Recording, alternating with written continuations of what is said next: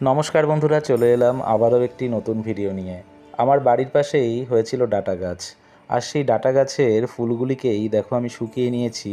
আর এই শুকনো ফুল থেকেই পাবো আমি ডাঁটা গাছের বীজ। আমি তোমাদের এই যে কালো রঙের ছোট্ট ছোট্ট দানাগুলো যে দেখাচ্ছি, এই দানাগুলি কিন্তু ডাঁটার বীজ। এগুলোকে সুন্দর করে বৃষ্টি ভেজা মাটিতে যদি ছড়িয়ে দাও তোমরা বাড়িতে, তোমরাও কিন্তু খুব সহজেই ডাঁটা গাছ তৈরি করতে পারবে।